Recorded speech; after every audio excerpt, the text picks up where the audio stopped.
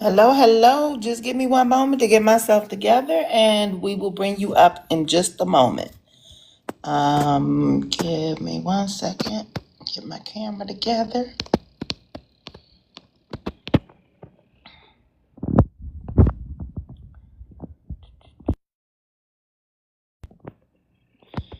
Hope everybody's having a good day today.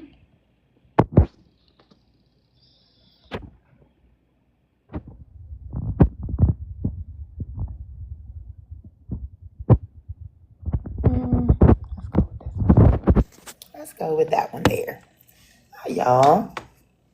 Give me one second. Make sure I got my information here. I don't need that. All right. Let me pull up my information on Mr. Aaron here. Up to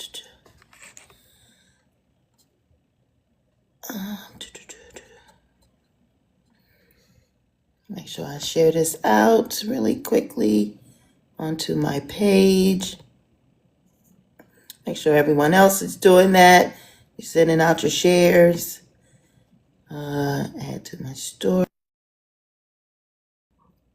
All right, and here we go.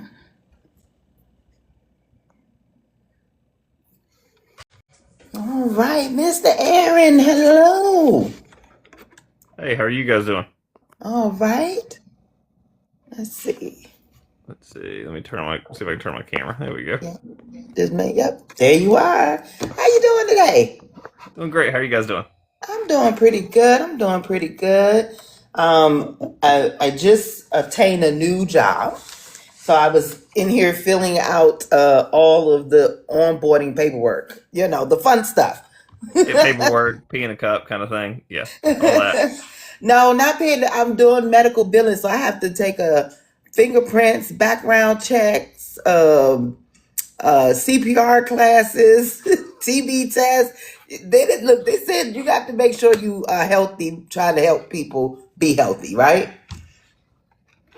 All righty. So welcome everybody to Our Vote Counts. We are having a town hall today with Mr. AaronCrank, who is running for a House delegate seat in West Virginia, District 55. So we are pleased to have him here with us today. Let me just remind you, Mr. Crank, and everyone else of who we are. We are Our Vote Counts, a nonpartisan coalition of citizens from diverse states and backgrounds, united by a shared commitment to empowering voters, promoting candidates of integrity, and those who stand for inclusion and accountability in these upcoming elections. Now, through voter education, candidate outreach, and community engagement, we support leaders who are ready to serve the people, not special interests. By working across state lines, elevating local and national issues, we aim to increase voter turnout, inform public dialogue, and build momentum for lasting change. Our vote count is more than just a name. It is a promise. It is a movement and a rallying cry for democracy. Together, we are shaping the future, one informed vote at a time. Again, I welcome you all here tonight for this great town hall with AaronCrank, who is, as I said, running out of West Virginia. Now, let me give you a little bit of background information that I got on Aaron, and then I'll allow him to expound on that if he likes. As I said, he is a Democratic candidate from Kanawha. Did I say that right? Kanawha. Kanawha. It's a Native American word. Big old river we've got running through West Virginia. Okay, Kanawha. Mm-hmm. Kanawha County, West Virginia. Running for the House of Delegate seat in District 55. He is a husband and a civil engineer who has emphasized staying rooted in the community he hopes to serve, which he has called home since age 14.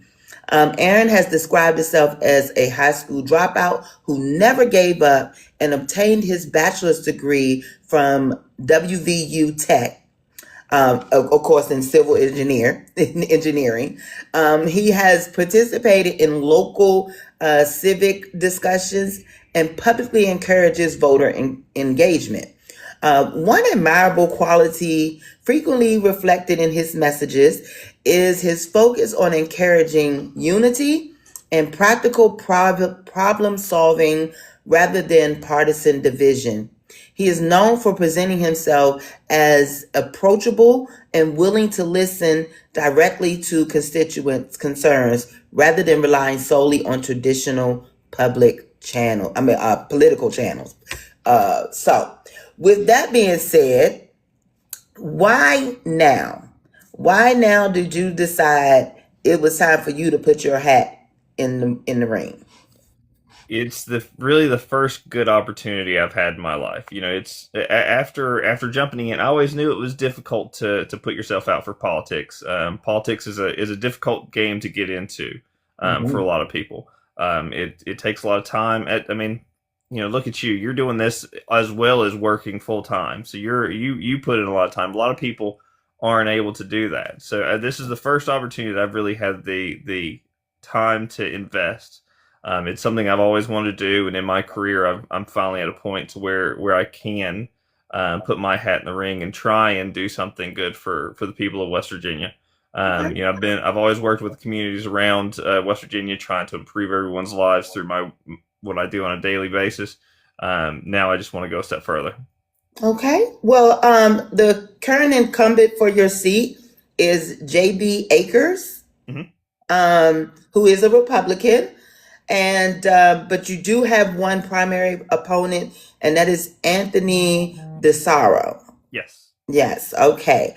Now, why aren't these guys the people who should be leading the District 55?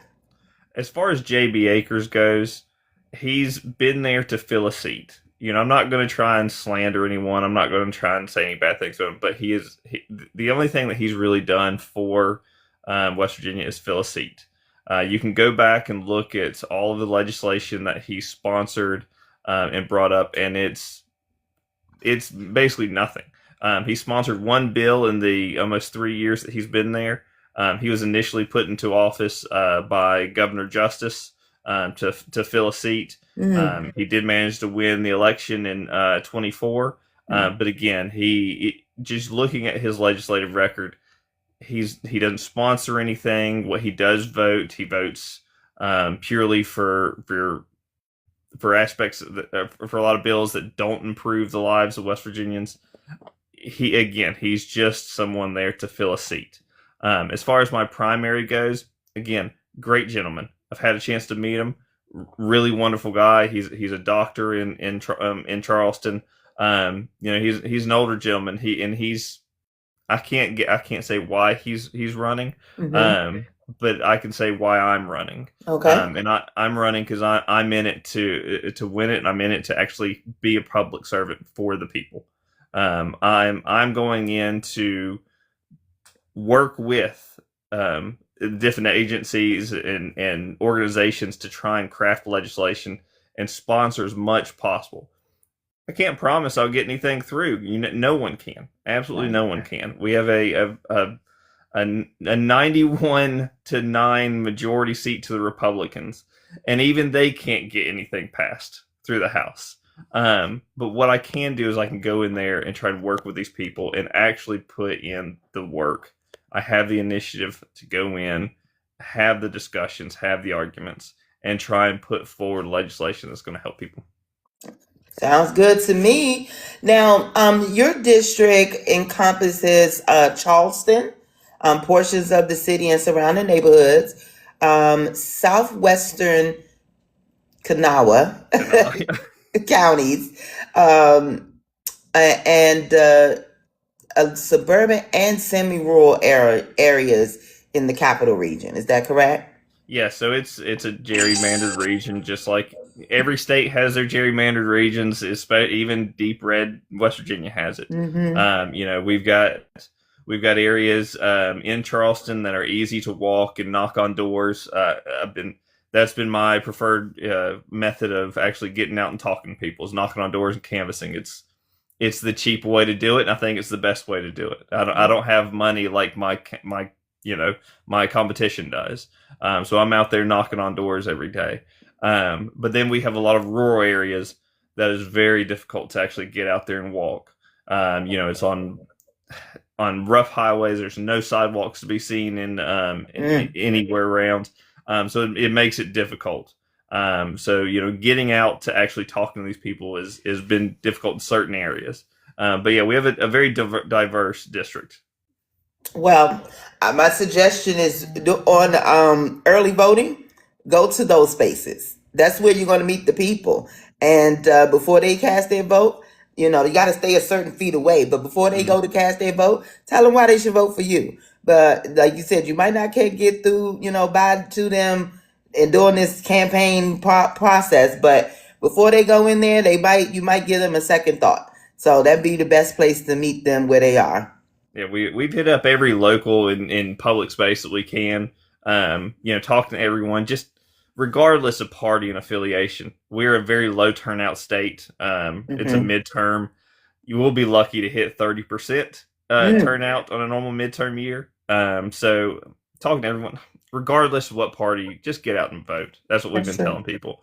Yeah, I was speaking more about the rural areas because, like you said, you could talk to the people in the suburban and the urban areas all day long. They're all over the place. But to get to the rural people, that's probably where you're gonna have to meet them. But I'm with you. Just get out there and vote. Absolutely. And we've been going to the community centers, churches, every like I said, every public space we can. Because some areas just aren't safe to walk, so you've got to get out there and see people where you can. Absolutely. Give me 1 second. Let me go ahead and send my daily heart me. Let me make sure I do that. It helps the algorithm get people in here. Hello, Ms. Brooks. Thank you. All right. So the way we do this here is we do 5 topics, about 3 to 5. That's not what we do. 2 to 3 questions per topic, depending on your answers. And then we do 2 what we call rapid fires between those topics to kind of just break the monotony up a little bit. And then we'll give closing thoughts, and we'll go home and enjoy the weekend.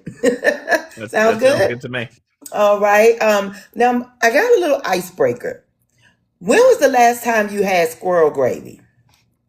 I've never had squirrel gravy, and I never intend on having squirrel gravy. Closest I've had deer before, and I wasn't a fan either. I mean, I've got deer out front in the front yard right now, and I don't intend on eating any of them. You said you got the actual animals out there in the front yard. Oh yeah, I've got a bear around that ends up sleeping on the front porch every once in a while.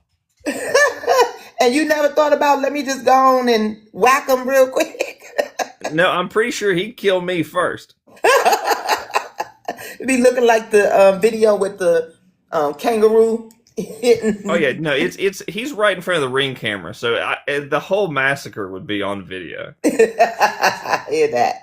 All right, so I just want to remind everyone out there, if you have any questions for Aaron, please do not hesitate to put them in the chat, or you can request up and ask them for yourself.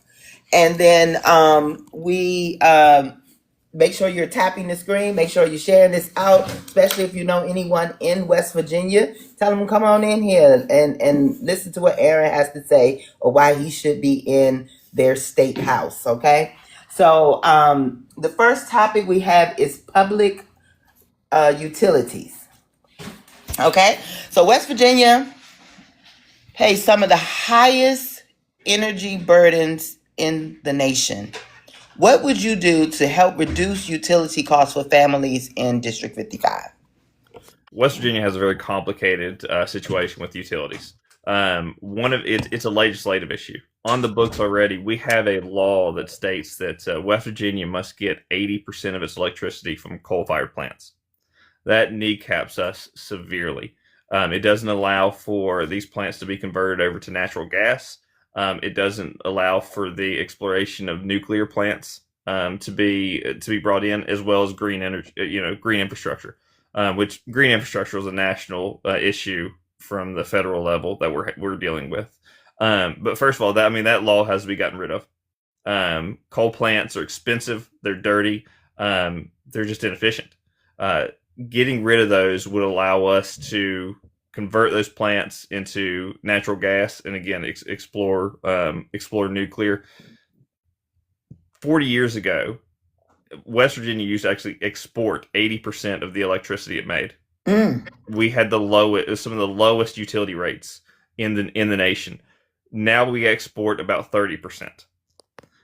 It's just these bills, the constantly everyone, well, we're going to bring back coal. No, you're not going to bring back coal. There's nothing to be brought back. Right. We've been digging for it for over 100 years. There's not much left in those mountains anymore. Oh, wow.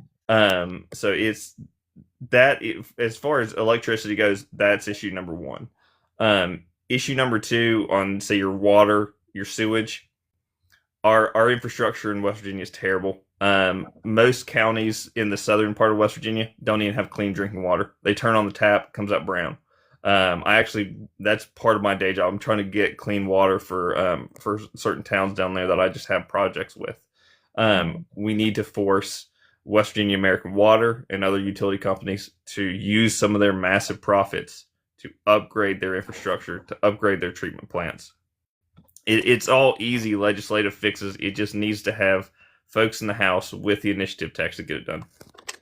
Okay. So how do you convince the constituents of District 55 or West Virginia as a whole to embrace modern technology, embrace green energy? How are you planning on convincing them of this? Because this is what you're going to try to put forward, and they have to be on board with it too. So how are you going to convince them of that? That is a difficult one to answer. Getting in front of someone in a one-on-one conversation, it's easy. But when you have to convince an entire constituency, when you have nonstop certain news on the TV saying that windmills give you cancer and other aspects, it's very hard to break through.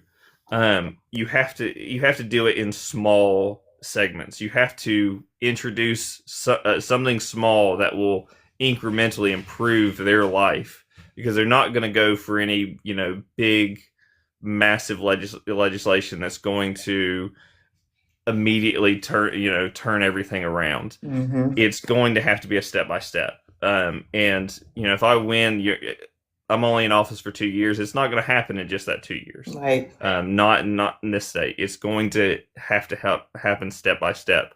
And again, it's something no one can promise, and if they promise it, they're bullshit.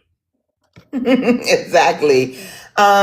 What accountability measures would you support for utility companies serving Charleston and the surrounding areas?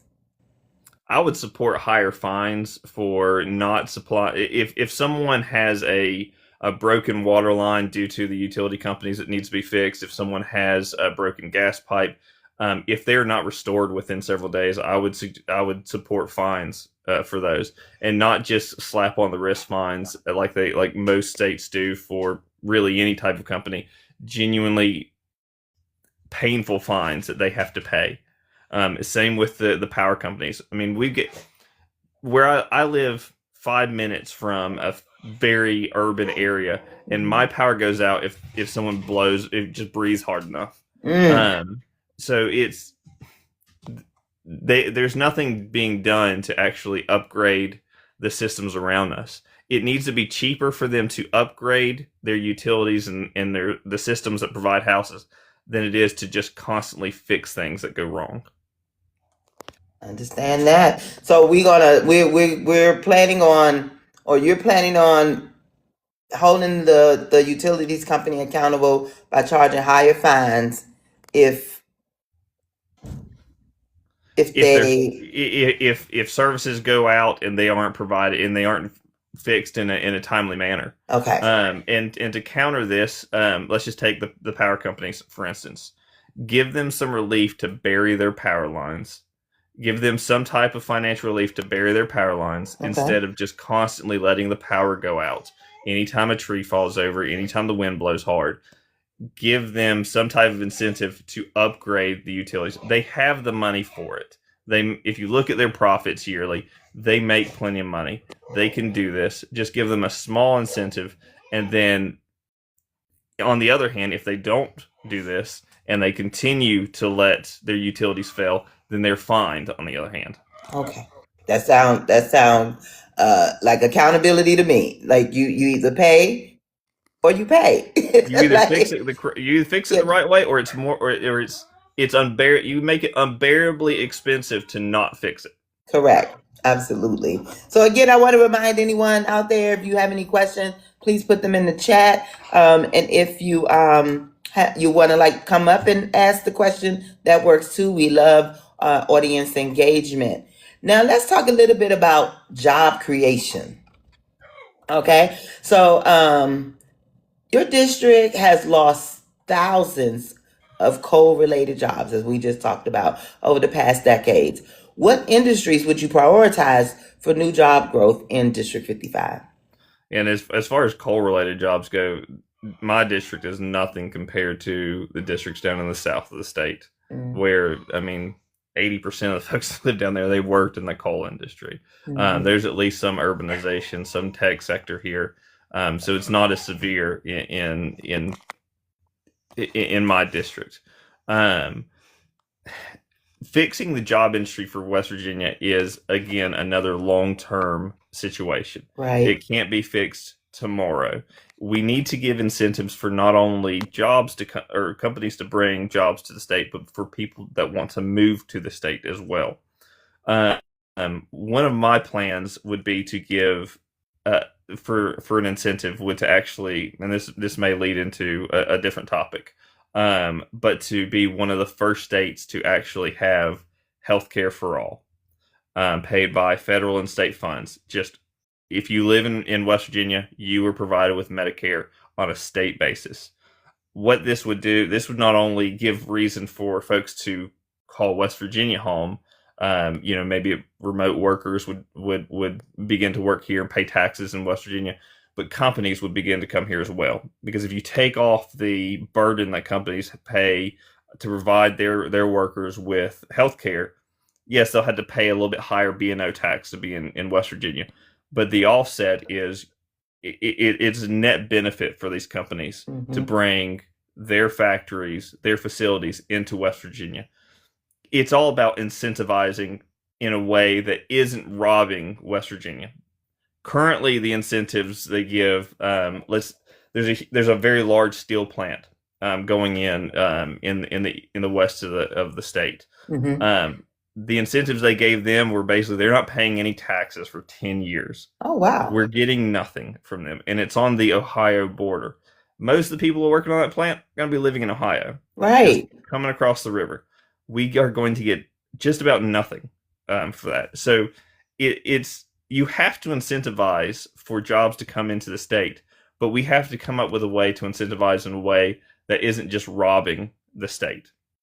Absolutely. That's what has been the general plan that most governors and most legislators have had. We need to benefit the people and the state. We need people to come here and pay taxes. We need companies to come here and pay taxes. It's not an easy fix, and I will be the first person to say I'm never going to be the smartest person in the room. Mm-hmm. So if somebody comes to me and presents a brilliant plan to bring in jobs to the state, absolutely they will be heard. Absolutely they will help craft legislation. But that's my plan. It involves incentives with Medicare for all to really start bringing in folks that want to live here and want to work here. Yeah. That sounds like a bad deal that was made there. But it's called the Nucor plant. If you ever want to look it up, it's a Nucor facility over in, I believe it's Putnam County. I can't remember. But it's a $4 billion facility none of that is being taxed. Hardly any of the employees are going to be from West Virginia. None of the people constructing it are from West Virginia. oh, wow. That's another issue. I work for an engineering firm, and we I mean, they could at least put that in there that you had to hire 90% of your staff that's building this from West Virginia. That should at least been in there. yes, and I work for an engineering firm, and we struggle to get work in other states because they stipulate that you need to really have a large workforce in that state to win the work. West Virginia does not. So I'm struggling to get work in the surrounding states, but I'm also struggling to get work here Right. because folks from Pennsylvania and Ohio are snatching up all the Department of Highway work from us. Right. Well, that leads me into my next question, which is, we talking about bringing industries in, but we can't leave out small businesses and entrepreneurship. Like, what policies or plans do you have to increase, that industry in West Virginia, get more small businesses and people, creating their own income? That's where B&O taxes can really come in. We need to have large B&O taxes on things like that new core plant. But if you are a business that hires, less than 5 or 10 people, then that's where your taxes need to be cut. And I think that's also where, healthcare for all would really assist because it's hard for the smaller businesses to provide, benefits to their employees. They can't provide a 401k for them. They can't provide healthcare for them all the time. The smaller the business, it's more expensive. It's more of a burden than when it gets to a larger business. Right. So again, it almost comes back down to the tax the rich type thing. The larger companies need to pay more B&O taxes compared to the smaller companies. Allow them to start, allow them to grow. When they grow, fantastic, then they'll pay more taxes. But you can't stifle, you can't have a system that benefits the larger companies and hurts the smaller because then no one wants to start a business. Exactly. And say I might as well, work for them and I at least could get a paycheck.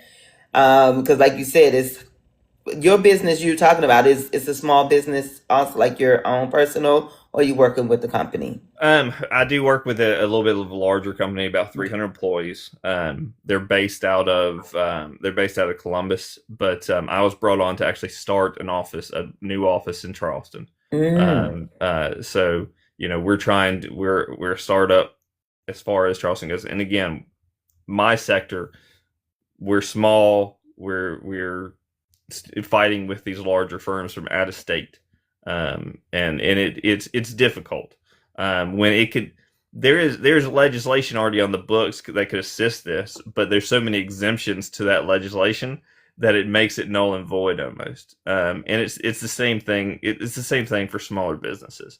There's so many cutouts for these larger companies for them to cheat the system that smaller businesses cannot take advantage of. My father, he runs a small contracting company. He's a carpenter. And he's got 4 employees, I believe, the last time I talked to him. Half the majority, he pays their salaries. More than double of that is their benefits that he has to pay out. Oh, wow. And the insurance that he has to keep up. So he's hardly making anything just because he has to pay out all this extra in taxes. Oh, no. And benefits for the employees. Yeah, well, this is why I'm switching companies because the way I'm currently working, I'm a 1099, and that's where a lot of small businesses are going because, like you said, they can't afford to cover healthcare. So Healthcare, retirement, all of the extra benefits. We can at least try and take care of healthcare because healthcare needs to be a universal right anyway. No one should ever go poor because they had to go to the hospital. absolutely.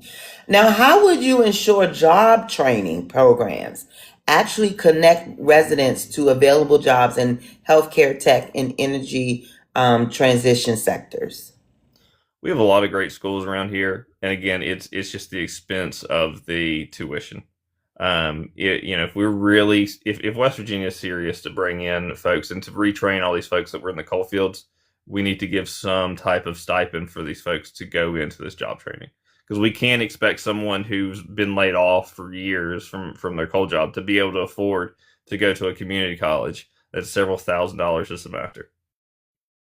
Exactly.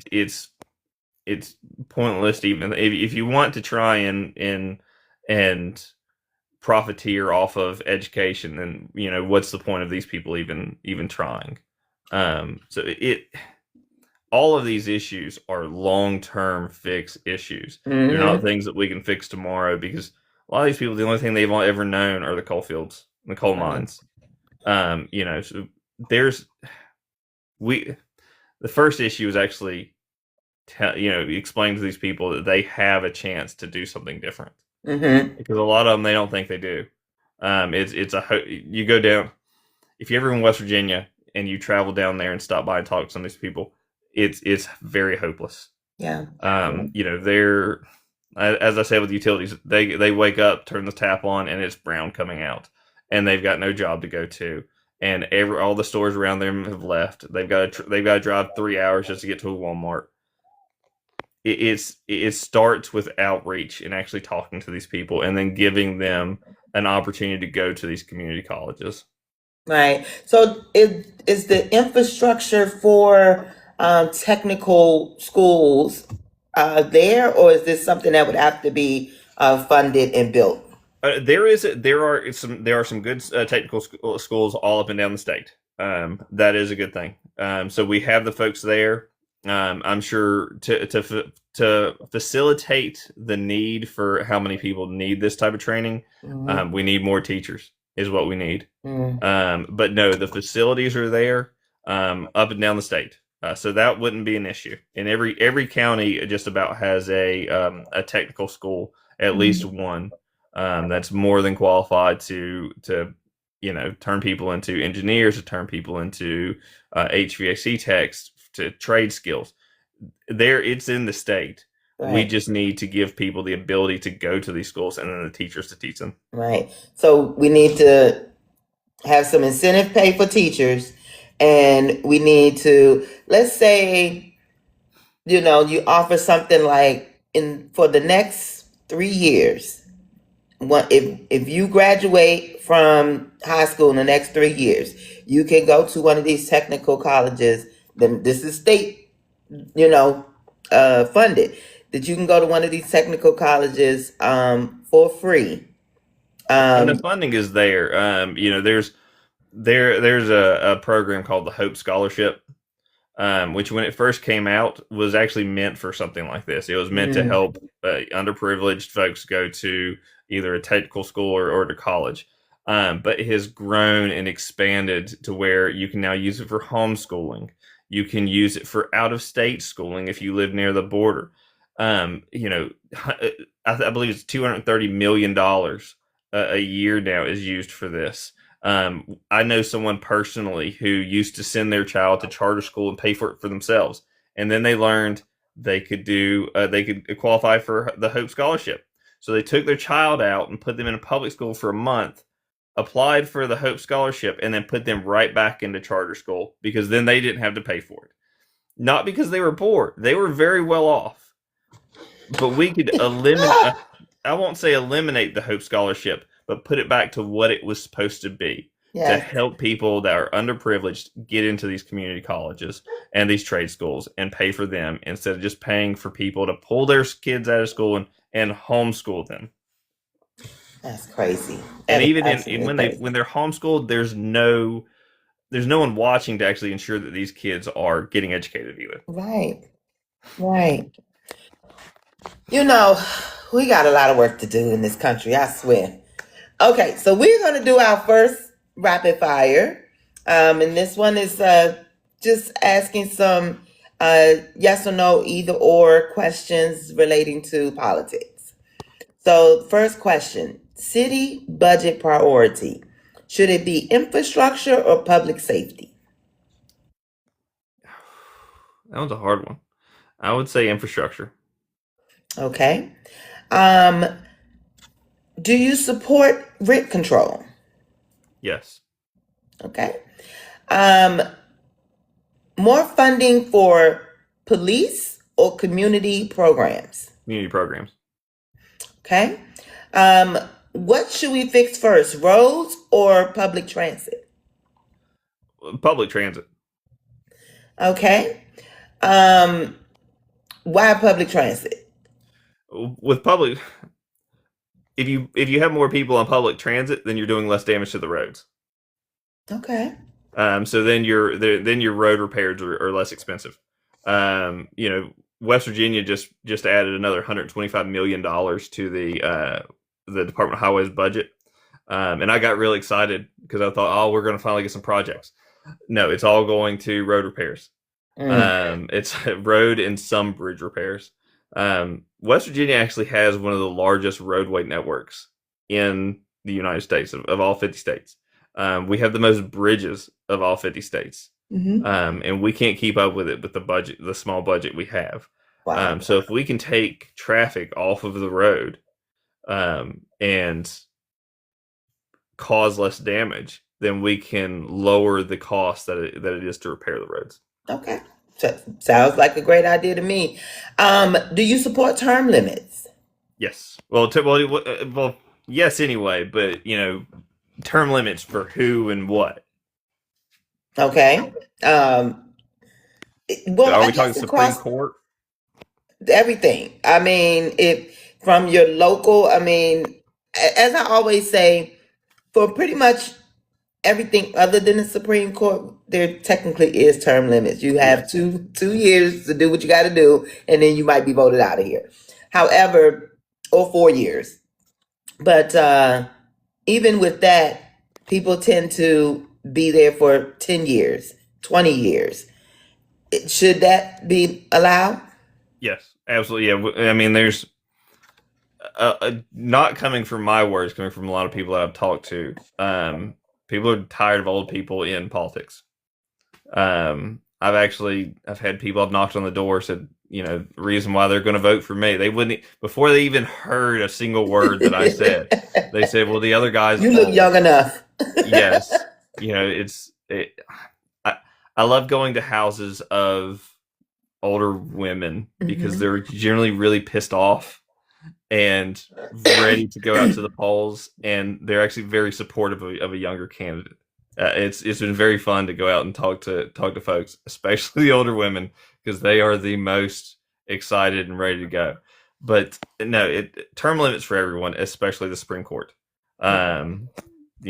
Right now they're talking about they're talking about talking some of the justices into retiring before the midterms. That way they can go ahead and replace them with younger folks. It needs to be on a term limit, so you can't just go in and put a 40-year-old person in and they're there for the next 30, 40 years. Yeah. And I don't know why they want to be there anyway. If I get to my 60s and I'm still working, that sucks. Right. I mean, Clarence Thomas should have retired. I don't even know how many years ago, because it's like He can put his ass on his bus and go off into the sunset. exactly. Now, a couple more. What's more important in government, transparency or efficiency? Transparency. And I hear everyone say that, but I am one who thinks differently. I'm like, I don't care how you do it. Just get it done. Like, I want to see the results. We already don't trust them is the issue. I understand that too. Regardless of how efficient they are, if there's no trust to be had, then it's difficult. Well, I'm going to know that if my street lights are still not working, then now I need to know what you're doing. But if I look up and all the street lights on my street has now been fixed, I really don't care how you did it.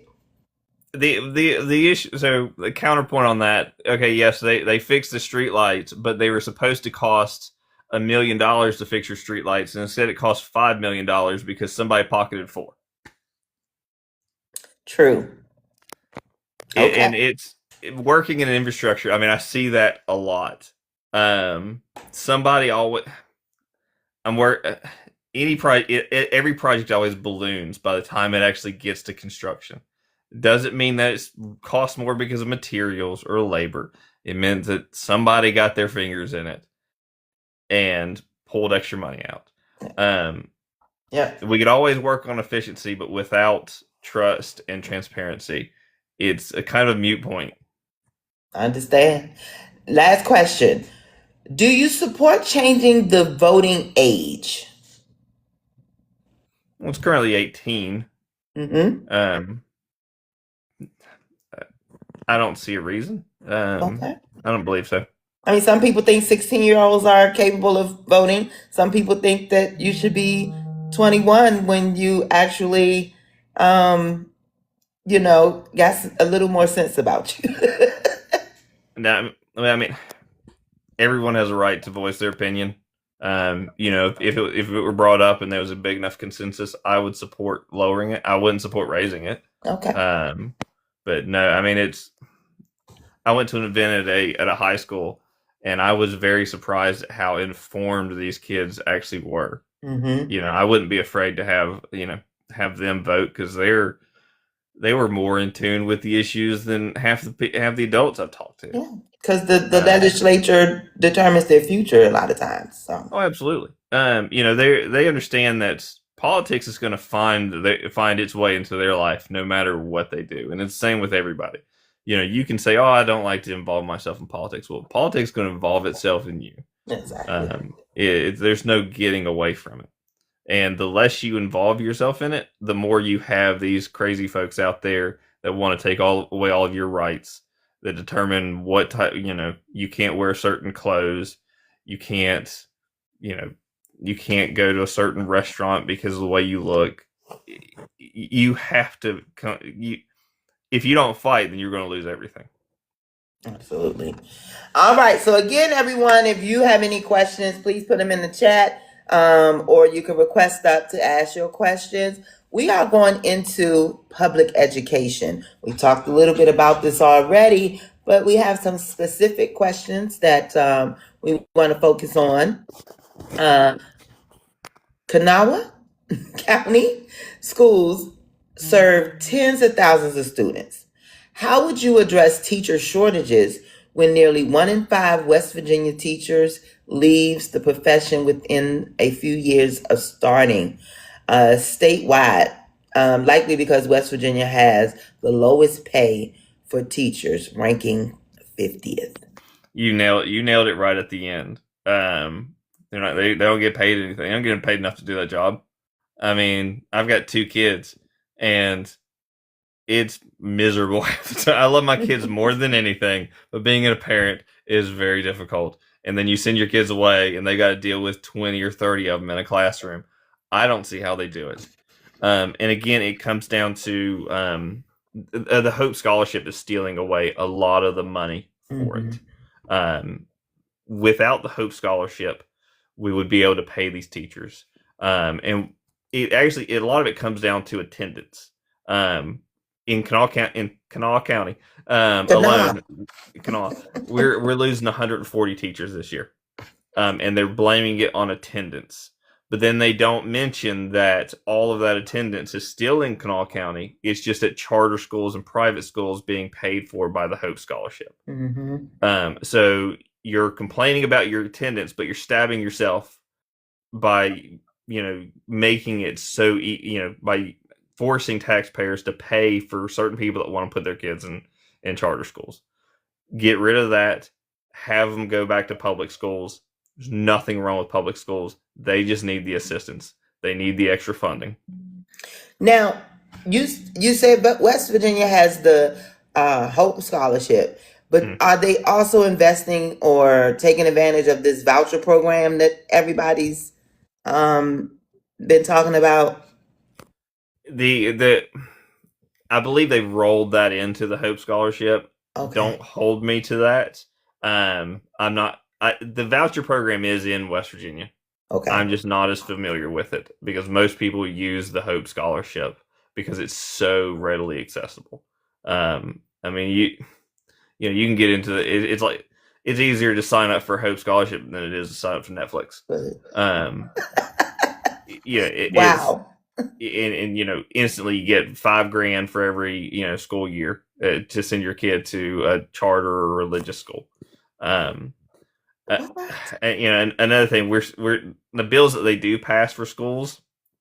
Why are we spending money on posters of the 10 Commandments? what the teachers can't eat. The teachers had to buy their own school supplies. You're going to waste it on putting religious things into public spaces. I'm against no religion. I support anyone who practices any and all religions, but that is something you do in your home, in your church, your place of worship. Okay. It is not for public schools. If you think you need to send your kid to a religious school, then you can, but that is your prerogative. Absolutely. That is not for the state taxpayer to pay for. Yeah. And that's what it's come down to. We're not passing funding bills for the schools. We're passing bills that are restricting what the schools can do and forcing them to spend their money on things that don't help the students. We need a higher teacher to student ratio. That's one of the issues that's actually causing teachers to leave the profession so quickly. Absolutely. It is very difficult for a teacher to handle 30 kids in a classroom with not even with an assistant. Right. We're also losing the assistants that were paid for by federal funding, on top of the 140 teachers that we're losing this year. We're overwhelming our teachers, not paying them enough, and instead diverting all of our resources elsewhere. Absolutely. Ayana, I'm coming right to you, but he triggered me with what he just said. So I like to ask the candidates this question. You're given a bill. A bill is proposed on the floor. And in this bill, your district will get $5 million towards education funding. Spend it in your district any way you like. If it's resources, fixing up schools, paying teachers, whatever, you get $5 million for education funding. However, in this same bill, they want to display the 10 Commandments in the schools. Are you a yay or nay on that bill? I'm a nay. I'm going to fight that. You're going to fight that? I'm going to fight that. Okay. All right. I have people say they would say yay because they feel like the money is more important. I'll find that money somewhere else. Okay. All right. Go ahead. It's so hypocritical for people to do that. They say they complain about their children being indoctrinated by drag queens and things of that nature. Yet you're forcing a religion on someone who may not abide by your religion. Right. Quite a few of the people or the kids in my kids' school, they are clearly not Christians. Right. And yet you're trying to indoctrinate them. Yet you think it's okay for you to do that, but you find it you're hypocritical and find it, anything else that might be called indoctrination on your children is the worst thing in the world. Absolutely. No, I would fight that. Okay. Thank you for that. Miss Ayana, you have a question for Aaron? Yes, I do. Aaron, hello. How are you? I am well. Actually, my older brother lives in Kanawha. Let's just go with however you want it now. Kanawha County. He works in Charleston. He's a police captain at one of the local universities there. And one of the things he complains about a lot is the substance use among the students, but just in the neighborhoods in general. What are your plans to deliver relief from this problem in your district? Whether it's, I don't know, is it rehab? Is it counseling? Is it more resources to give to law enforcement so they can get these substances off the street? What do you think the answer should be? Well, it's certainly not a criminalization thing. I would like to follow what they did in Switzerland. Because they fought with a massive heroin addiction as well about 20 years ago. Can't say the actual D-rugs. Yeah. And TikTok don't like the actual names, so you got to talk like you're talking to a 5-year-old. You could just say substance. You could just say substance. Okay, yeah. Fantastic. They fought with this before. They tried the American way of put everybody in jail, criminalize everything, terrible jail sentences, kind of that. Make it illegal to use substances in public spaces, but provide clinics for them to freely use the substances. They found that these people can go into these clinics and they could use whatever dose they want in these clinics, supervised. But then these clinics would also help provide them with some type of training, going back to going back to what we were discussing before, trying to give training for trades and such, and they would assist them with getting jobs. And they found that these people had the full option to come in and use these drugs, but the more that they were able to do something with their life, they wanted to less and less. Instead, our prisons are filled with substance abuse. Yeah. And there's a reason why they're using it. There's a reason why someone who has a good job and a family doesn't use, but someone who is in poverty and went bankrupt and is homeless does use. Mm-hmm. It's because of despair. It's because of depression. There's a reason why people want to use. If you take that reason away, they don't want to use anymore. That's what the Swiss found. And it makes a lot of sense. It's the opposite of what we're doing. We criminalize and tell you, because if you use these substances, then you're a bad person and you don't deserve to be in our community. Despair is one of the biggest drivers of a lot of things, of self-unalivings and drug use. You're absolutely right. And alcoholism too. Yeah. If someone can go to a facility and they're provided with the substances, and then you get rid of the dealers, you get rid of, all of the criminalization, you get rid of the violence due to this. Mm-hmm. So you're cutting out. If you cut out the criminalization, then you cut out the darker side of substance abuse, and that's for your serious substances. Things that are known to really cause homelessness, to cause overdoses, things of that nature. Right. Absolutely. Okay. Well, thank you for that. I appreciate it. Thank you, Ayana. No problem. See you later. Bye-bye. Well, she done took us there, but we still talking about the education here. So what specific investments would you support to improve reading and math proficiency in Kanawha County, especially in lower income neighborhoods of Charleston? Again, let's go back to providing a better income for our teachers. This is the same issue we're having with almost every public sector job. You're losing qualified, good individuals because they can make money in the private sector, not helping the community.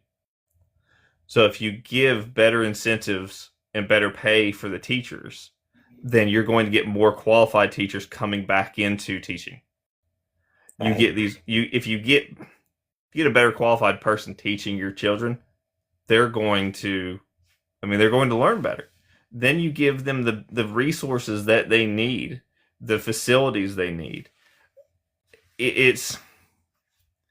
I'm probably being too broad, but I am not the expert in education. But there are people that are, and they are the ones that need to be heard and brought in to create legislation to fix this. Absolutely. It broadly comes down to, again, getting qualified teachers and paying them what they deserve. But the nitty-gritty, the details, that is not for any one legislator to decide. No one in the House can answer that question properly. It is, you bring in teams of people who know what they're doing. Absolutely. And you create this legislation. And like you just mentioned about substance use, one problem fixes another problem, fixes another problem. So that kind of works with the educational system too, right? Absolutely. It's all systemic. It's all, if you fix one issue, then it can domino into another. If you give people a better education and you give people better facilities, if you give them more opportunities, more education opportunities, more sports opportunities, just anything to keep people away from being bored. Even to try the kids, as you said, the lower income schools, they have less. Yeah, I can't think of the word. They have less Resources. not necessarily resources, but like after school opportunities, like Okay. different sports, different STEM classes Outlets. that are different outlets for them to get involved in. Mm-hmm. So then they're just doing nothing. We've Extracurricular got, activities, like, yeah, yeah. compare a lower income school to a higher income school where they've got robotics classes, they've got every sport you can Swim. imagine, they've got track and field, they've got everything. Mm-hmm. Well, those kids don't normally have any issues Mm-mm. because they have an opportunity to excel in something not that isn't just education. Give people an outlet for their energy. And, give them something to be proud of. Absolutely. Absolutely. I can't agree more. Now, we're going to go into equal rights, right? This is something that our country has been struggling with for quite a long time. And West Virginia is not immune. How do you define equal rights in practical terms for working families in your district? I mean, it's. Let me make sure I say this right. There, there is no difference. Let's just say this: there's no difference between you and I. Right. If you and I are looking at the same job, there's no difference except for qualifications. There is. Let's just get this straight. We live in a racist country. Mm-hmm. There are a lot of racist people, even if they say there's some type of racism to everyone, and that needs to end in any type of qualification based employment. The current administration says get rid of DEI. No, they just want to get rid of people of minorities in color. They're not doing things based off of qualifications, and they're making it very clear. And as you said, West Virginia is not immune to it. I'm getting off topic. I mean, but even with equal rights, it's like you just said with schooling, how do we bridge that gap? How do we make sure that the people who are living in low income areas are getting the same opportunities as those that's in the more affluential areas? Funding needs to be divided equally. As simple as that. If you have 100 students in one school and 100 in another one, why are they getting different funding? Hmm. And a lot of times that's the way it is. Especially in West Virginia, we have two high schools not very far from each other in Charleston. One of them is funded about 5 times better than the other, except the one that's poor has even more students than the larger one. It is simply because it is in a nicer neighborhood, and because your more affluential folks have their kids going to it, so the legislation divides up the funding for it. There So should be. let me ask. So does West Virginia follow the same guidelines of property taxes paying for public education? Not necessarily. They've tried to get rid of property taxes in West Virginia, but they haven't. Okay. So you pay They came out and said, "Well, we're getting rid of property taxes," Okay. but they didn't get rid of it completely. So you now pay property taxes to the county, and then you can write those property taxes off on your state taxes. But here's the issue: for people who don't have an accountant on call and who don't exceed the standard deduction, then you can't write those taxes off, and it doesn't benefit you. So the poorest is paying their property taxes, while folks that have all these deductions on properties and such, they get it written off on the state taxes. So it's just another tax the poor, exempt the rich situation with the property taxes in West Virginia. So the Okay. poorest are paying the property taxes that benefit the most influential schools. So then how are the public schools funded? Like you said, one school is receiving 5 times more than another. How is that possible? Like, what makes that difference? It's written. It's written in our yearly budget. They go through and itemize and decide which school gets how much based off of the Performance? property taxes in the area, Okay. the technical property taxes, not what is actually written off, but the property taxes in the area, and then the amount of students that go to the school. So would you support that for a term of 5 years, that the underfunded schools get more? Like you said something about being equal. Well, at this point, equal doesn't work, which is why we always talk about equity, right? And I love the description, or the what is the word I'm looking for? But the depiction that I've seen where everyone wants to see the field, right? When you got a 5-year-old and you got a grown adult. Now you could get them all the same, an equal platform to stand on, but that 5-year-old is still not going to be able to see the field. So he needs a bigger platform so that he can see over the fence, and the adult may not need one at all. So equity will require that the underfunded schools need more money for the next 5 years, and the affluent schools need less.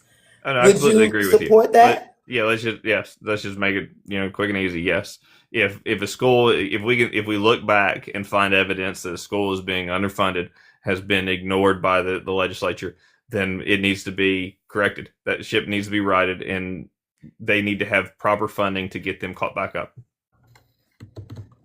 But good luck getting that passed in a Republican majority house, correct? Well, like I said, I can say a lot. I can't promise anything, and if anyone who does is lying to you. So I can only say what I'm going to go in and fight for. right. So Republicans in West Virginia are pushing the narrative that there are a lot of bullies playing in girls' sports and drag queen shows being held in public, in front of little kids. That is, that's hurting the party. How would you ensure protections for all West Virginians in District 55 and across the state, including women, minority, LGBTQIA plus residents, in state policy decisions? What are you going to fight for? Like you said, there's only so much you're going to be able to do with them having the majority, but what will you fight for when it comes to making sure everyone is treated fairly? Let's just say so pipe dream all rights for minorities, women, trans, any LGBTQ community. It should be enshrined in the state constitution. That's pipe dream. What I'm actually going to succeed in is just constantly playing guard and fighting any of these senseless bills that come out and try and say what bathroom you can and can't use, what clothes you can and cannot wear, gender affirmation care, just any of this nonsense stuff. If somebody comes out and says, tries to ban abortion anymore, I'll throw in I will write a legislature that says, okay, well then we need to ban circumcision. We need to ban Viagra. If you can't have anything, if women can't have any type of birth control, then men can't have anything to do with their reproductive rights as well either. You can't have a vasectomy anymore. You can't have Viagra. You can't do this. Just throw out the hypocrisy and let them fight that. You tell a man he can't have. You tell an old man he can't have Viagra. Let's see how offended he gets real damn quick. Oh no, I heard a state politician pose a bill that if any male gets caught self-pleasing, that he will face jail time, because then he's getting rid of life, like just putting it wherever in the sock or whatever. So she proposed that. Would you vote yes on that bill? I would, because I know it would get shot down. Exactly. Like Because if anyone says they don't do that, they're lying to you. All right, so we're going to go into our next rapid fire, and this is the one I really like. I love the fun one. It gets to know you just a little bit more personally. Ice cream or sherbet? Oh, ice cream. Okay. Text or call? Oh, text. I hate being on a call. Honestly, I was dreading this. Okay, but you're doing so good. I'm a socially awkward individual. Okay. That's okay. The only reason I'm on TikTok is because when I started running, a friend of mine is big in TikTok, and he said, "Do it." I can't make a TikTok video unless everyone in the house is gone, because I think it's embarrassing to do. Oh, you got to embrace the modern technology. Biking or hiking? Oh, I'm a big cyclist. Okay, cool. Are you glamping or camping? Glamping. You're not catching me out in the woods. Who's friendliest, North or South West Virginians? I'd say South. Okay. Sweet tea's better too. Which one do you believe is more real, Mothman or Bigfoot? Mothman. Okay. Would you rather spend a day at Harper's Ferry or New River Gorge? Harper's Ferry. Okay. Are you eating Tudor's biscuits or Bojangles biscuits? Well, for one, we don't have Bojangles here anymore, but it's going to be Tudor's anyway. Okay. On a nice cold day, are you going to have a pepperoni roll or biscuits and gravy? A pepperoni roll. Okay. I don't like gravy. You don't like gravy at all? No. I'm weird. I don't like mayonnaise. I don't like most white condiments. I hear that. Are you going to a Sheetz or a Wawa? Sheets. Okay. First of all, you're implying that we have those here. We just recently got Sheets. We're West Virginia, remember? Uh-huh. We're lucky to have a 7-Eleven. Well, I got this information from a West Virginian, so apparently they had some in her place. Well, apparently they're somewhere nicer than me. Now, this is a trick question here. Now, this is a test. What is the Mountaineers theme song? Is it Take Me Home, West Virginia? Misty, what is the Mountaineers theme song? Exactly. Hey, I've been to one WVU game and I hated it. It was 5 degrees outside. I was miserable. They were getting destroyed by UK. I just wanted to leave. Okay, now I'm about to test you one more time. See if you can see this. How do you say this word? Appalachian. Misty, is that a check?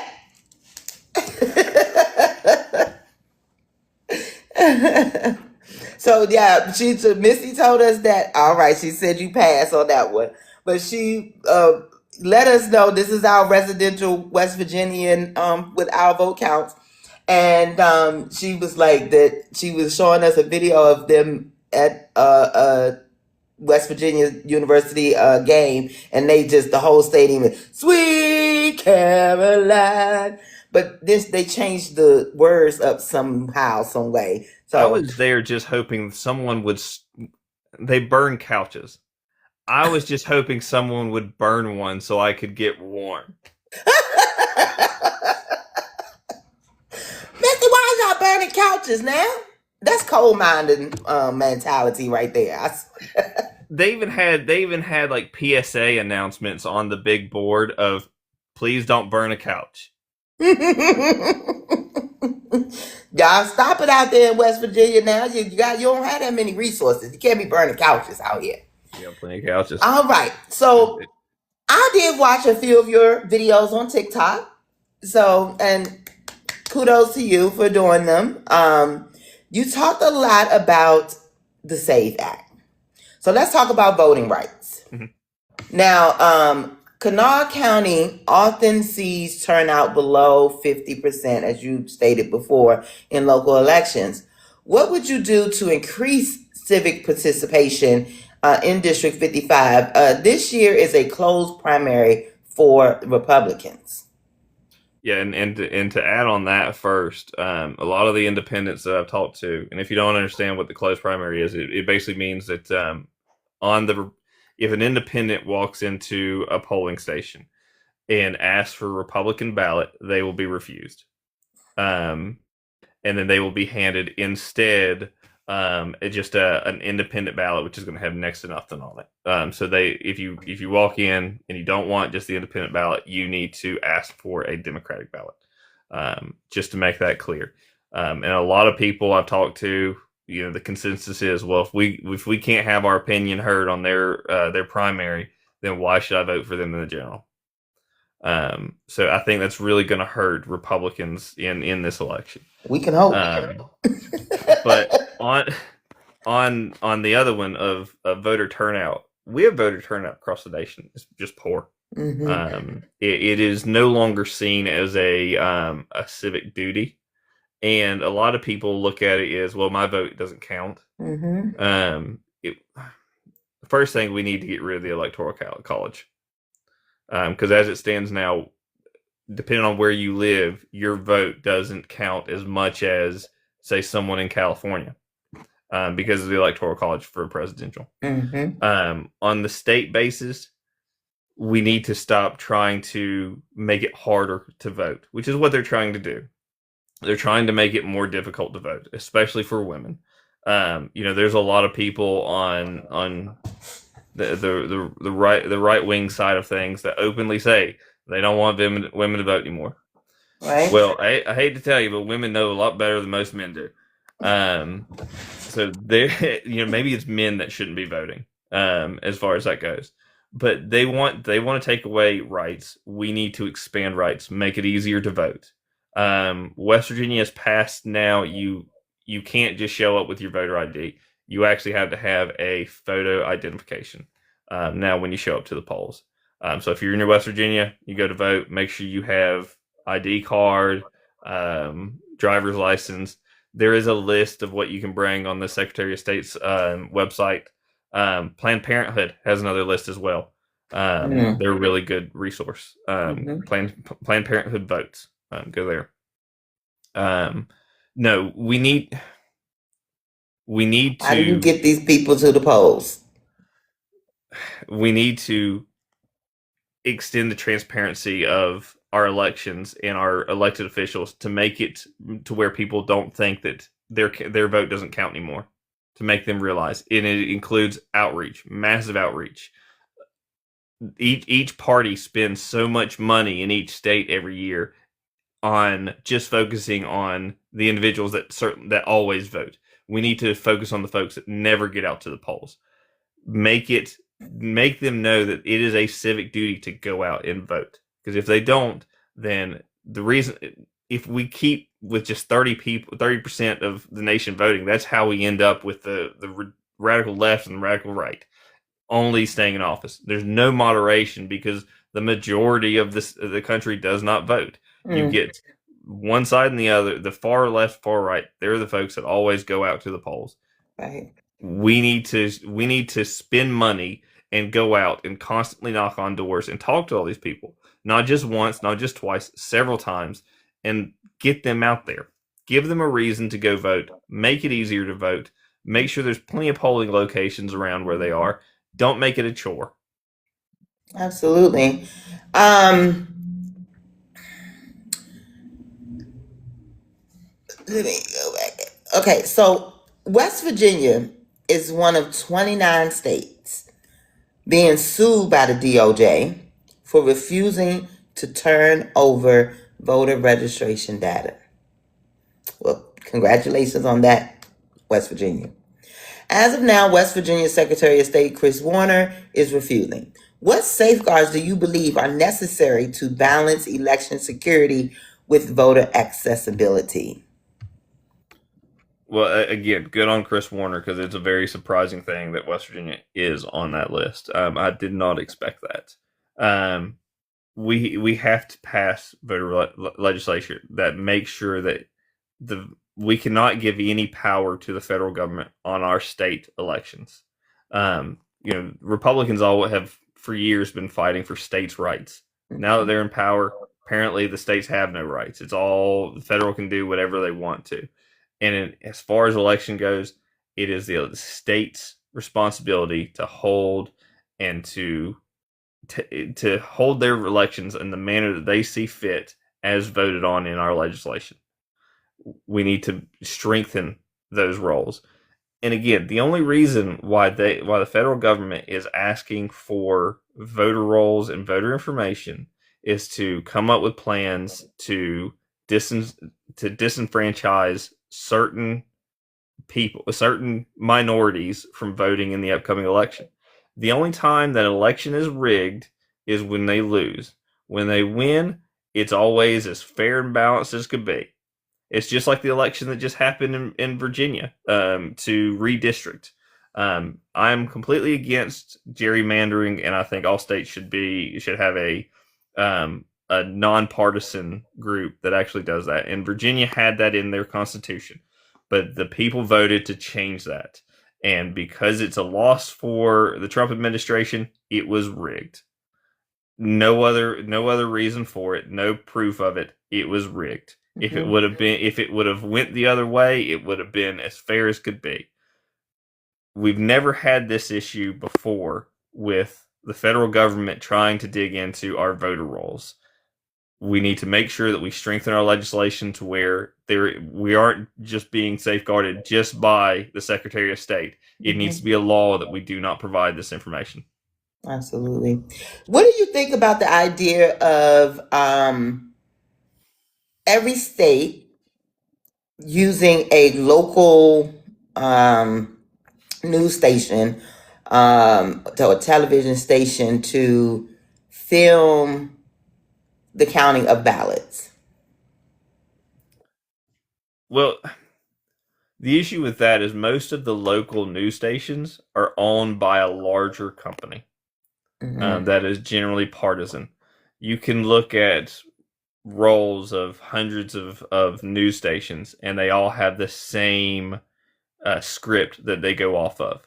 So, yeah, you can say you're using a local news station, but they're owned by a larger company, and it could be a partisan issue.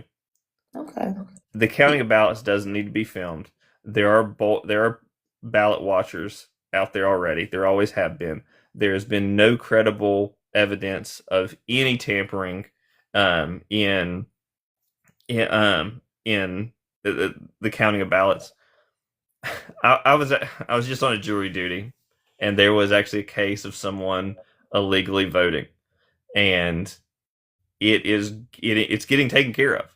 This individual is going to be indicted, and it's just one count for the entire county of this happening. One person, and they got caught.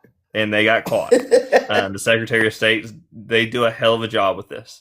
He is, even with the candidates running, they look at every dollar that I spend and take in. They are doing their job. We don't need more measures to watch ballot counters. They've got a hard enough job as it is. They've already getting threatened because of people getting on TV. I'm not going to name names, but people getting on TV and saying all these people are crooked. They're putting in stolen ballots or whatever they're saying. Right. Just let them count the ballots as they always have. We've never had an issue. Right. Now, like I said, in your videos, you talked about how you had no faith that, the SAVE Act would pass. However, if it happens to, how will this affect your constituents in District 55? How go ahead. If the SAVE Act were to pass, the individuals that would be affected would be married women, would be mostly affected. It'd be married women and people who haven't registered to vote yet. Because in the SAVE Act, to register to vote, you have to prove you're a citizen. And your driver's license does not do that. The only thing that does that is either a passport or a birth certificate. Those are the only two forms of identification that actually that they have listed that work. How easy I don't is know it to where get my a birth certificate in West Virginia? What's that? I said, how easy is it to get a birth certificate in West Virginia? Not very. The Social Security office, there is one in Charleston. It's fine for people in my district, but for folks in other districts, sometimes that could be an hour or 2 hour drive just to get to the Social Security office. A lot of people don't have transportation in West Virginia. And good luck with public transit because it's not there yet either. If you don't have your birth certificate, I don't know where mine is. Then and half of Americans don't have a passport. Mm-hmm. So if you don't have these things, as someone said, just Missy down there just said, it's about $60 to get your birth certificate. That's a poll tax. Yep. Is what that turns into. Yep. It's $180 to get a passport. Yep. If you are a married woman and you took your husband's name, guess what? Your name doesn't match your birth certificate anymore. Doesn't work. So you've got to go and have that corrected and go through all the hassle to have that corrected. Again, another poll tax because there's another fee attached to that. As far as I'm concerned, it's an unconstitutional bill because of that. You cannot tax someone to vote. Right. You cannot place a financial burden on someone just to cast a ballot. Yeah. That is illegal. Now, for me, right now, I'm trying to do my due diligence just in case it does pass. But me, I still have my married name, even though I'm not married to the person anymore. So my name on my ID no longer matches my birth certificate. And I'm currently living in Maryland, but my ID is from North Carolina. Mm-hmm. So it's all kinds of things and I don't have a passport at this time. And on top of that, you think, well, I'm already registered to vote. Well, they inside that bill, they can purge voter rolls and legally not contact you to inform you that you've been purged from the voter roll. So unless you're checking to make sure that your registration is still good, you could show up the day to vote and you're not going to be on that voter roll because they didn't tell you. And then you've got to jump through all these hurdles just to go get re-registered to vote.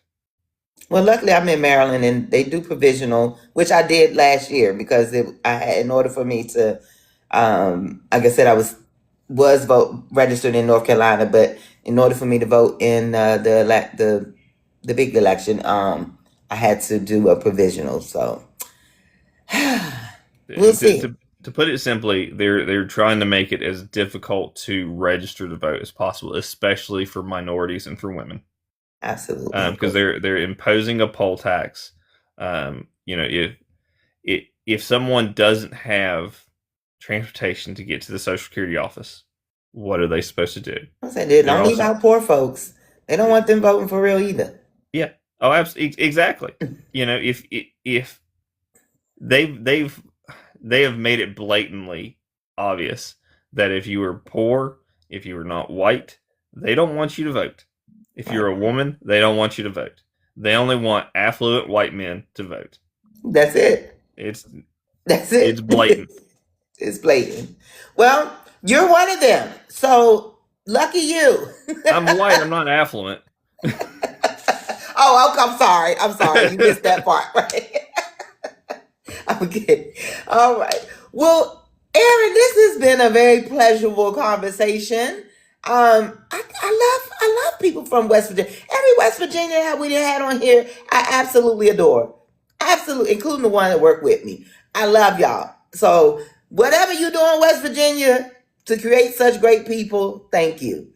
Well, thank you. And I want to say thank you as well because it takes a lot to put this on for all these candidates, and I know you've got a lot going on otherwise than this. This is not your day job, so the fact that you're doing this, I mean, I want to thank you and what all of you do. I really appreciate it. I'm around on these TikTok streets fussing at people all the time. Get involved. Don't just go in there and tell me I'm gonna vote blue. Well, who? Because in West Virginia, we have Aaron and we have Anthony. So who are you voting for? Do you know? And this year is a big year for primaries because in most counties on previous elections, Not necessarily in the Charleston area, but in most counties, people go to the polls and look at their ballot, and there's just one name for each one, and it's got an R beside it. This year is not like that. There's a record number of Democrat and independents on the ballot, so you need to actually go and support them. Go primaries, turn out big for them, because a lot of people. I've talked to people like we have vote every election, but there's no one to vote for. Well, this year there is. Exactly. So it's time to get out there, and you finally have someone to put your back behind and support that's going to hopefully work for you. I'm not gonna say go vote for every person. They still need to do their due diligence and actually win the vote of people. Just like I'm doing everything I can, going door to door, talking to as many people as I can. I'm putting in the legwork, doing what I can. But there are actually candidates out there to vote for. Absolutely. Misty said, go to SOS website and look at the registration number. Independents are not listed. However, Dems and unaffiliated outnumber Republicans. They do. So, yeah, and we if hopefully all candidates are aware. But if you start running as a Democrat, and it's the same as Republicans, the Democratic Party gives you access to this platform called Vote Builder, and it's fueled by all of the records from the Secretary of State. They supply, or the Democratic Party and the Republican Party, they buy all the records from the Secretary of State, so we can go in and create maps and actually see where the big chunks of voters are from when we go out and canvass. That way, we can be as efficient as possible. But it does show, all. You can break it down: how many Republicans, how many independents, how many Democrats. And yeah, in District 55, you put the Democrats and the independents together, we outnumber the Republicans. And this year, they don't want to hear from the independents. So that's really pissed them off. And I think it's, Democrats want their opinion on who goes to the general. Simple as that. So hopefully we can earn their votes in November as well. Absolutely. So I'm going to end this off with one of my closing questions. Looking ahead 10 to 20 years from now, what do you believe is the single most important change West Virginia must make to remain viable and competitive? And what sacrifices or trade-offs do you think voters need to be honest about in order to get there? What we have to do is we have to separate ourselves from coal. Even our governor came in, bring back coal. We have to separate ourselves from the coal mining industry. It has consistently over the last 100 years been an industry that has that has helped the few and made slaves out of the many. Is basically what it's done. It started with the coal companies in the company store, where they genuinely were just indentured servants. You didn't make money. You made currency to spend at the company store. Right. And it's been that for over 100 years, and it's not viable anymore. It's simple as that. The world is moving away from coal, and we do too. Exactly. We need to as well. Sorry, what was the second part? Yeah, so that's what I'm saying. And so what is the change to, okay, you shift away from coal. Mm-hmm. Now what do you need to do to stay valuable and competitive? We need to spend money to upgrade our infrastructure through the state. We need to, the first and easiest thing we could do is to upgrade all of the fiber throughout the state and give reasons for remote workers to come to the state. We could easily be the remote work capital of the East Coast, get people living in the state paying taxes in the state. Beyond that, we need to get away from coal and spend the money to first upgrade to natural gas with our plants, to get away from this I don't know why people are so afraid of nuclear. Nuclear could benefit our state greatly. It's safe, it's clean, and it would bring in great high paying jobs to the state as well. You have a coal plant where you're paying people minimum wage to run it, or you can have a nuclear plant where you've got a smaller number of people, but they're they're getting paid hundreds of $1,000s to run this thing. So we need to move away from the lower paying, coal jobs to more as we were talking, more trained technical jobs into the state. And it's gonna be, people don't want to suffer to get to a better place. They just want to flip a switch and then all of a sudden everything's better, and it's just not going to happen that way. Instead, they're suffering no matter what because they won't take the next step to change the state to what it can be. Spending a little bit of money, getting to where we need to be, and we can turn things around and actually get the state to where people and corporations want to come to West Virginia.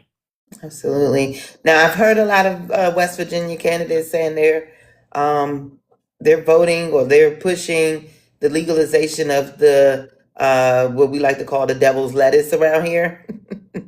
Are you a yes on that also?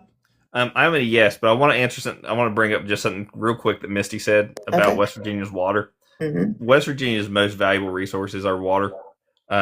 We've got plenty of it, but we are letting corporations pollute it and destroy it. Over in the east, they're constantly in a drought due to climate change. Sooner or later, they're going to start coming and trying to export our water. West Virginia needs to protect our clean water, needs to increase the fines on these corporations trying to pollute our state, and make it more painful to pollute than it is to run a clean operation in the state of West Virginia. Just wanted to throw that. And yes, absolutely, we could use water for electricity, as long as we're safe, because it would be very difficult and very painful for wildlife to dam up certain waterways in the state. We have to protect West Virginia's environment because we have a beautiful natural environment in West Virginia. Yeah. That's one of our selling points of why people should come here. Absolutely. I mean, y'all got the mountains, which is a natural filtration. Yes. But sorry for going off course a little bit. As far as your answer, legalize it, deschedule it, and tax the crap out of it. That's one of the ways we could pay for healthcare for all in the state. Absolutely. That's the plan. That sounds like that's the West Virginia plan right there. There's no ambiguity to it. Legalize it, deschedule it on the federal level, and tax it. Absolutely. Again, thank you so much for joining me today, Aaron. You did great. I mean, I didn't know you could tell you was nervous at all.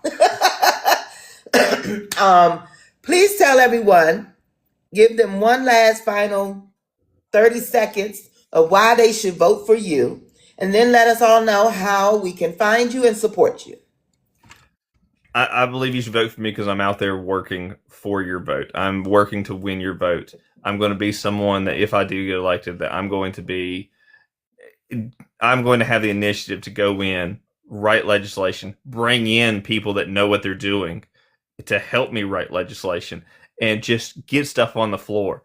I'm going to, get so much out there that sooner or later someone is going to have to come and agree with, start working with me as well. Overwhelm the West Virginia's legislation. Overwhelm them to where they can't pass any of this garbage stuff, like the machine gun bill that they just tried to pass to try and sell people machine guns.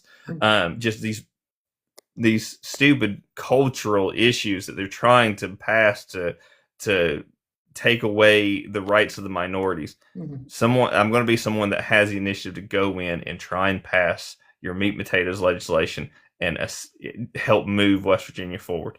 If you want to get in touch with me, please go to my website, www.CrankforWV.com. You can message me. You can go to my socials on it. But again, if you're in District 55, hopefully I've been to your door and you see one of my little hangers. If not, and I'm trying to get out to everybody as soon as I can. And again, thank you so much for having this. I really appreciate it. Thank you. And I thank you all for sitting here with us today, enjoying this beautiful conversation. This is what we need. We have to know exactly what these candidates are offering. We have to gauge their integrity. We have to engage their agenda. Like, what are you really trying to be? Do you want to check? Do you want to be famous? Or do you really want to help and represent the people? So I appreciate you all for being here today. We have a beautiful weekend coming up. Y'all make sure you enjoy it. But come back Tuesday because we want to have another town hall coming Tuesday. And on that town hall, we will be having, give me 1 second. Let me make sure I got this up. Oh, I don't have it on here. Give me one.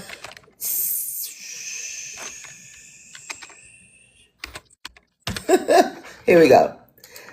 So Tuesday we will be talking to Dustin Lloyd, who is running for Missouri State House of Representatives seat out of District 39. So we got another state representative that is going to be doing their.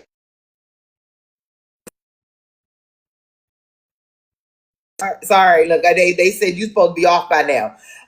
They have another state representative out of Missouri, Dustin Lloyd. That will be on Tuesday at 9. Nope. Yes. Next to, well, no, this is our week off. I forgot, people. This is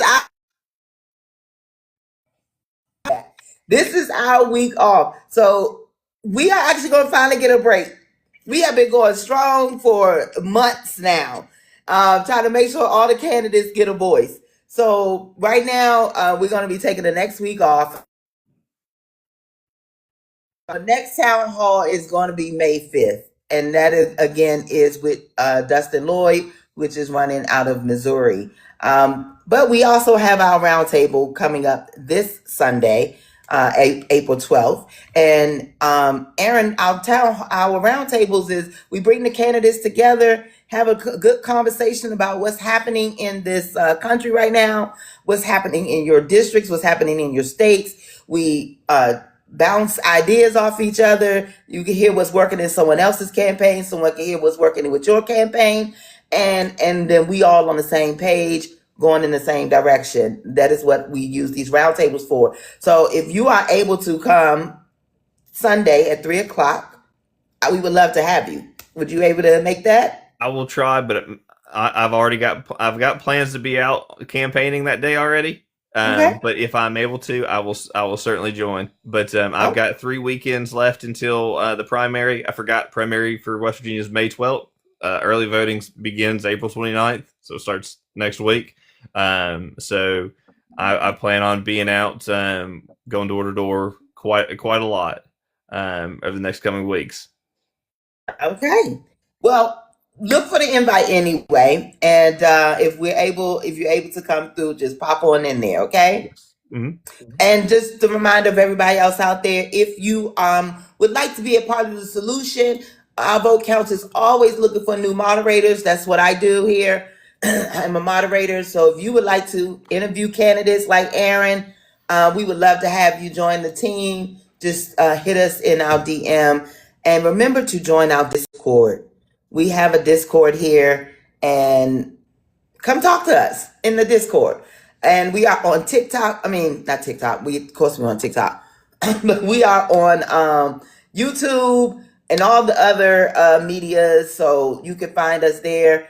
Mr. Crank's video will be on YouTube coming this weekend. So if you want to revisit it, you could do that. So let me just remind you all, we are Our Vote Counts, a nonpartisan movement uniting Americans from all walks of life to empower voters, support candidates of integrity, like this guy right here, and ensure every voice is heard. Through education, outreach, accountability, and action, we are building a stronger democracy, one informed vote at a time. So keep joining us because your vote is your power. Thank you all. Y'all have a good night. Thank you guys.